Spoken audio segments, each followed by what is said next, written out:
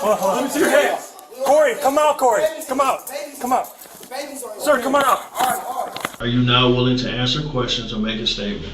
The night before I came. Tuesday and a Wednesday, yeah. I was over at my sister's house. When 18-year-old Cory stepped in to protect his mother, a terrifying family argument exploded into a fatal barrage of gunfire, facing decades behind bars for shooting his own father. The teenager's chilling police interrogation revealed a dark history of abuse that completely flipped the investigation, discovered the shocking chain of events, and the unbelievable judicial twist that allowed a confessed shooter to walk free. My grandson shot his daddy up there. Okay, tell me what's happening. My grandson shot his daddy upstairs. We need to get somebody out here. Okay, you say he's been shot? Yes. Okay, where's he shot at? I don't know. I didn't go upstairs. Okay, all right. So have you seen him? Is he awake and breathing? Didn't go upstairs. Okay. I need to get somebody, paramedics or somebody need to get here. Okay, help is on the way, okay? Hey, did the shooter run? Where's the runner at? Where is he? The shooter's up there? Now wait.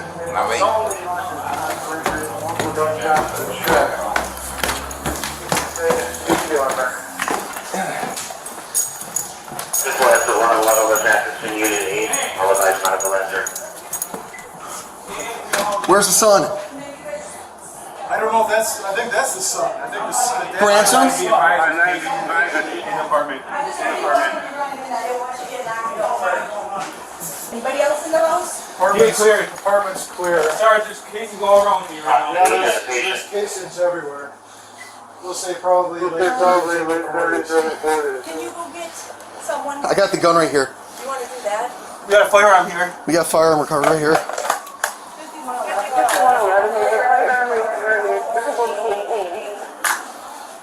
Where's Grandma? 5111, firearm recovered. There's no one in the apartment. So did you hear any gunshots or anything? I heard 6 gunshots. 6 gunshots? I guess he has been living here on and off, from what she says. Well, he lives here, I think. The son and the mom just got evicted, maybe, according to his dad. Probably from here. No, they got evicted from somewhere else, he thought. And now that's how they were here, possible. It's possible. And he was carrying luggage out with him. The boy was. The 18-year-old. But he said there was like 5 to 6 other kids with him. Oh, that's weird. That's really weird. So now the question is, but he said the grandson said he shot him. No, the neighbor here said the kids came up here and I guess there was something. She didn't hear her yelling or shouting, but he came up to visit. The other kids came up to visit, but they've been gone. She just heard 6 shots and then she just headed for cover. That's weird. So the caller is probably the one driving them. Caller's grandpa. Oh, it wasn't Grandma, it was Grandpa. Grandpa, tell me that. Kimberly and the other Cory got evicted. They came over here. Supposedly. They were here, I don't know. When he probably said no, I don't have room, they probably got a little mad. Possibly. We don't know. We don't know the reason. But says that when his grandson's running out, he says that he shot him. Cory Williams, this is the Milwaukee police. Open the door.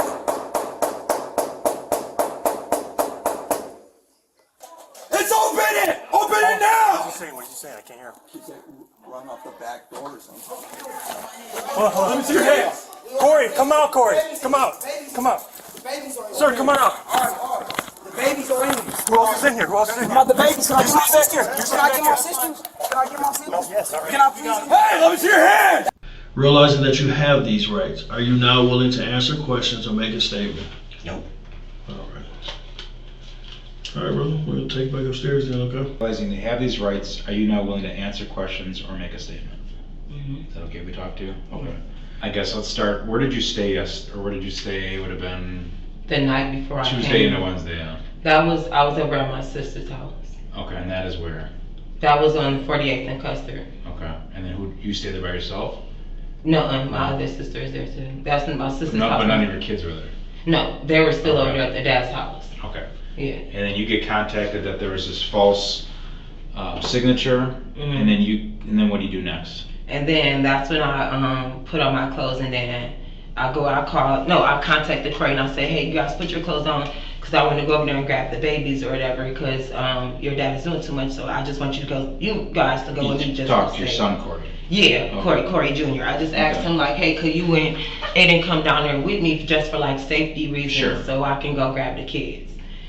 And then I texted him and then I had let him know like I had got that call too from like the court people and I'm like, I just want you guys to come down there with me for safety reasons. But I took my sons with me for safety just in case because me and Cory has a history of domestic violence. Mm-hmm. Just in case he decided Which is reported? Yeah, just in case he decided to want to put his hands on me, I just have my sons with me to, help de-escalate things. Did you tell him what those incidents were?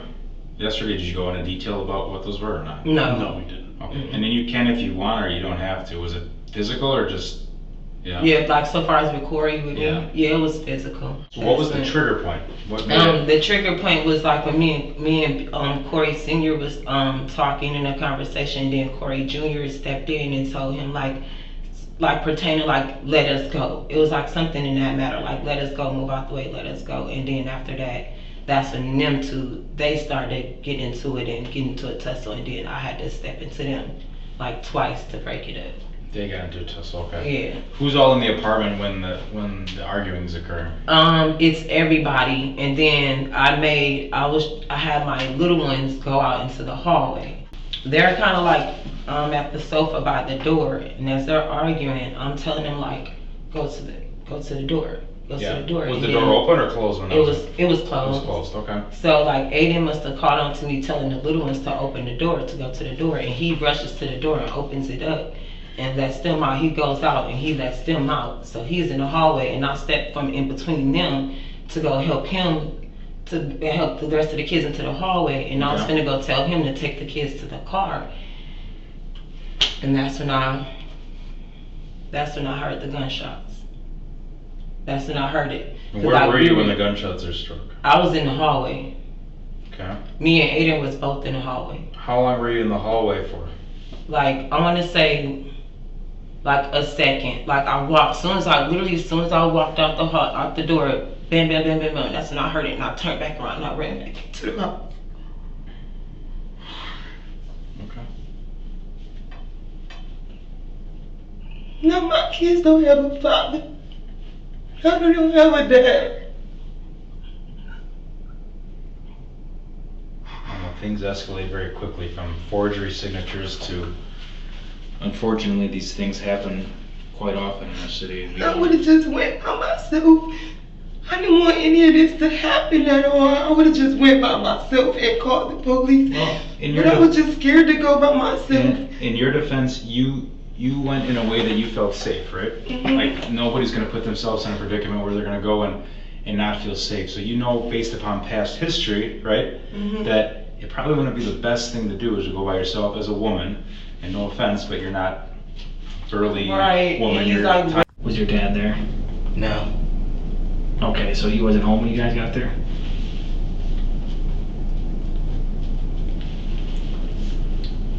How long do you guys think you were there before your dad came home? Like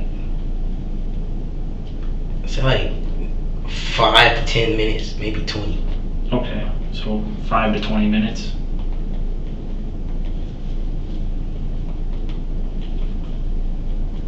When he shows up, is he with someone or by himself? He's by himself.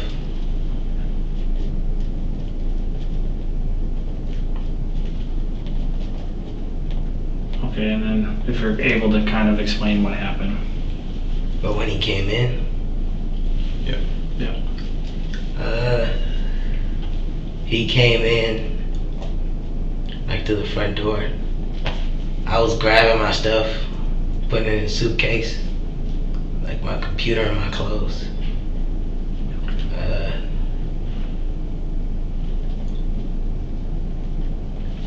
He came in, and him and mom started to argue. Then I kind of butted in and just told him to like move around, let us leave. He started tussling me at me like right here. He was throwing me around. And at this point, he had a gun in his hand. What happens then? And he swings me around to the dining room, like the dining room kitchen table.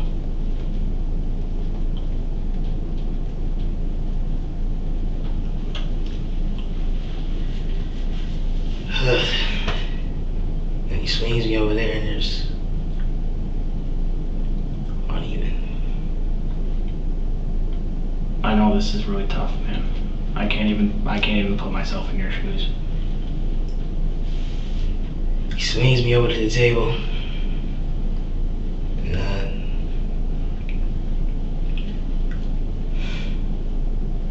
there's a firearm on the table, or a gun. Yeah, I grab it and I shoot him. So you were only 2 or 3 feet away? Yeah, I wasn't that far away. And this happened by the dining room table?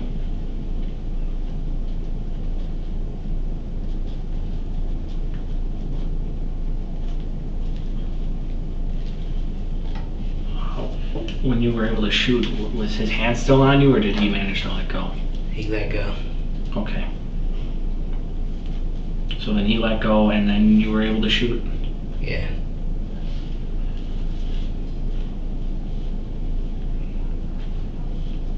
How many times do you think you shot? I don't even know.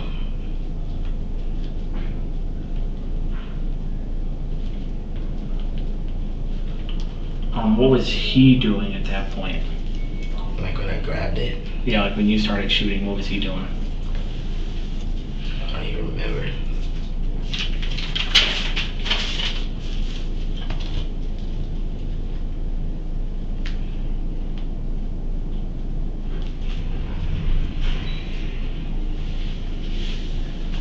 Did he still have the gun in his hand? I didn't see that. Okay, so you're not sure if he had the gun in his hand at the time? No, I'm not sure. What happened after that? We left. Then, not left, but like, my mother called the police. And then we left. She called while you were still in there? No, I was outside. Okay. So you went outside and you Like believed? nobody was in there. We were outside next to the car. She was in there calling the police. Okay. So she stayed inside the apartment to call the police while you waited outside? She was like in the hallway. Okay.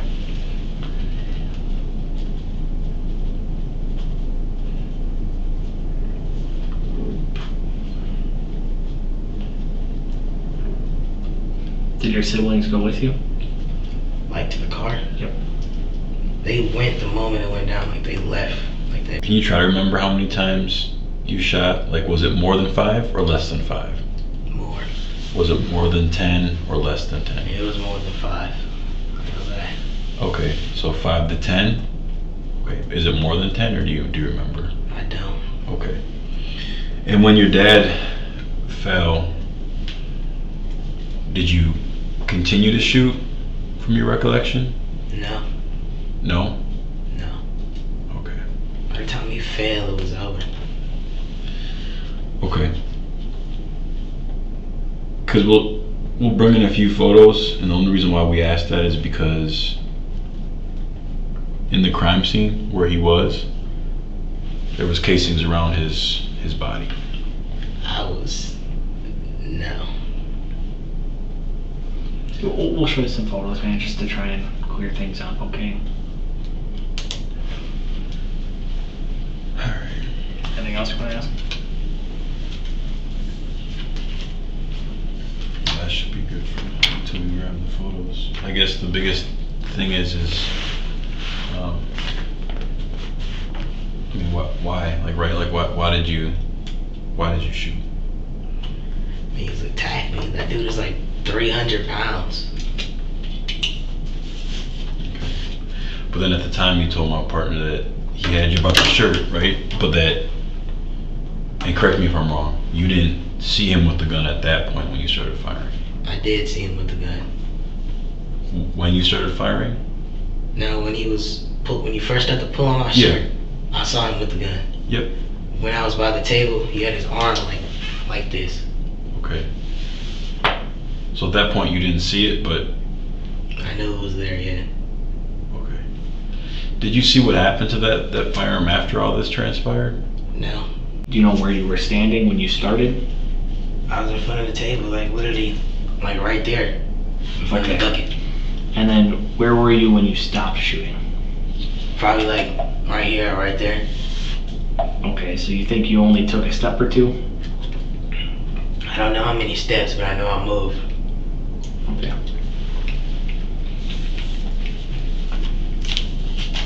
Do you think you made it into the living room? No. One of the things that happens when someone passes away is they do an autopsy. Do you know what an autopsy is? Yeah. Okay.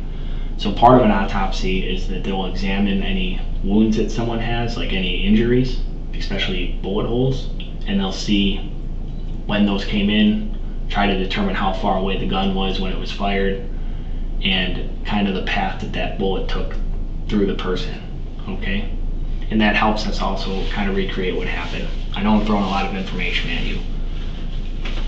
One of the things that I'm concerned about down the line is that the autopsy shows that potentially maybe he was hit while he was already on the ground. If that's the case, I just want to jump ahead of that and figure out why that would be. So if that happened, I would really appreciate kind of the explanation behind that versus hearing it one way now and then figuring it out later. Because I'm not calling you a liar at all. I just want to get ahead and figure out what happened. Yeah, I'm done. Okay. Okay, that's good. I know it's a lot. We threw a lot at you, but we do appreciate you, all right? Can I keep the water? No, we have to give you a water bottle. I'll take a few drinks if Yeah, you want to. Yeah, you can take your time and drink it, man. There's no rush. You want to finish your chips before you go back up, or? I like those. No? Okay. All right, man. Cory Williams' case leaves us with a haunting question. Where do we draw the line between a desperate act of family survival and a tragic crime? Let us know your thoughts on the judge's controversial decision in the comments below. If you found this deep dive compelling, make sure to like, subscribe, and hit the notification bell for more intense true crime stories.